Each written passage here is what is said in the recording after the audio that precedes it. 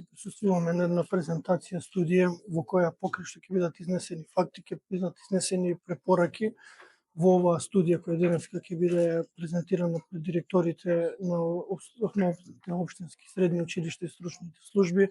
Беа анкетирани ученици од општина Куманово до 8 и 9 одделение, инаку со години наназад покрај овој проект и многу други проекти беа опфатени за врсничкото наследство. Со Сдруженијето доверба пред месец дена беше завршен проектот Неми сведоци, така да општина Куманово со многу здруженија соработува, вклучувајќи го и овој проект кој се функционира 2 години. Имено од него излегува и два финални продукти во соработка со Сдруженијето Отворена порта во Страда и Сдруженијето Хуманост.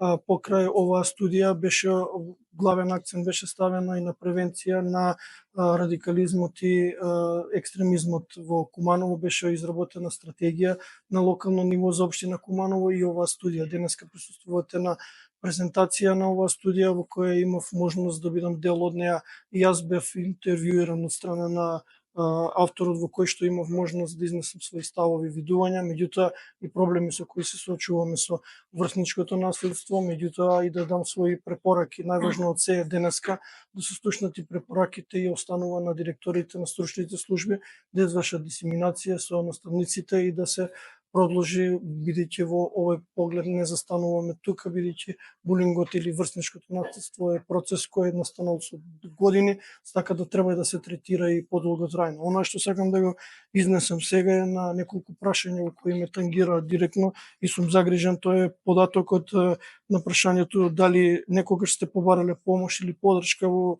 врсничко наследство, доколку сте го забележале, дури 77% од учениците одговориле не, што значи дека фактот е тоа дека жртви има и жртвите трпат, не се охрабруваат да пријавуваат. Затоа денеска сме тука да ги охрабриме стручните служби да работат со учениците, за да учениците најпрвен пријавуваат.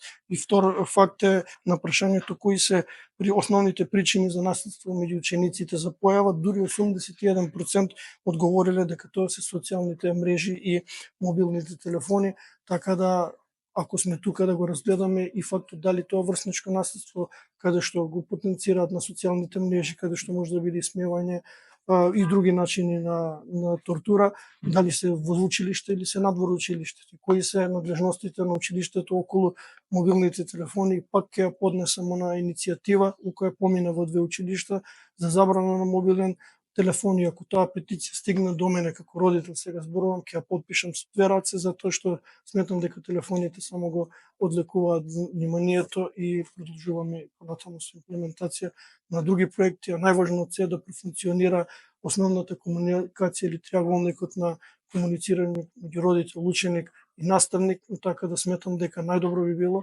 да конфликтните ситуации се затвараат во самата институција, затоа што ми излезе во институционално влече и многу други последици.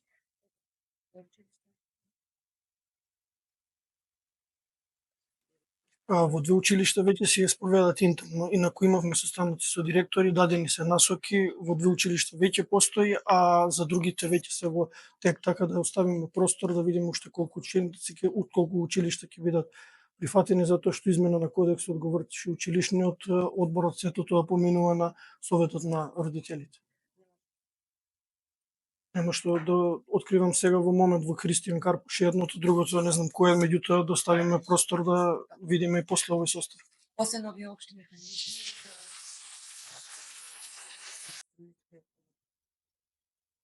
Оние механизми се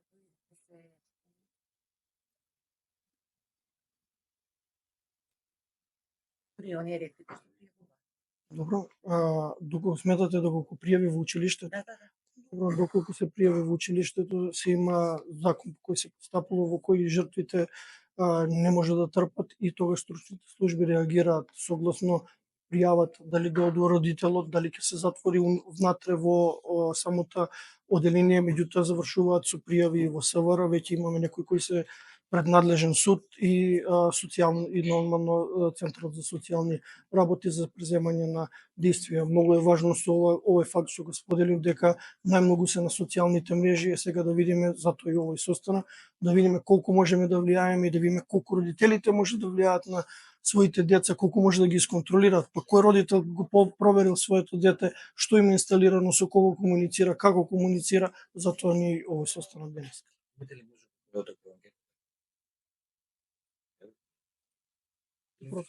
Има, да, ќе ви покажам.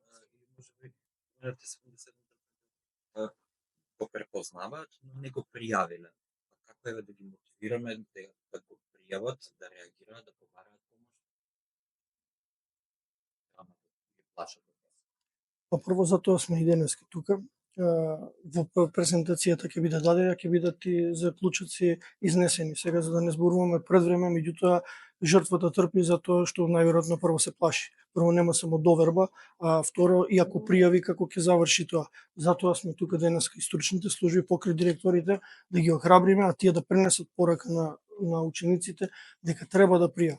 А штом пријават, веќе действијата, како што рековме, се одвива, ќе биде за информиран и родителот, па дополнително, ако не може да го решат интерно, се префрлува на вонинституционално, каде што преземаат и СВР и Центарот за социјалните работи.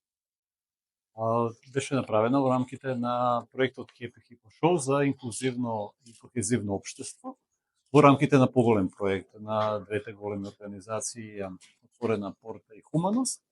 И како резултат на истражувањето во кој беа вклучени 3 општини, Куманово, Газибаба и Кисела вода, во директна комуникација со учениците, со професорите и нивните родители, беше изготвена студијата. Јас сум автор на Колку време проектот траеше една година, во текот на целата година траеше истражувањето и прибирањето на податоци, а се разбира, потоа ги сублимиравме и ја издадовме студијата минатиот месец. Едногодишен проект беше.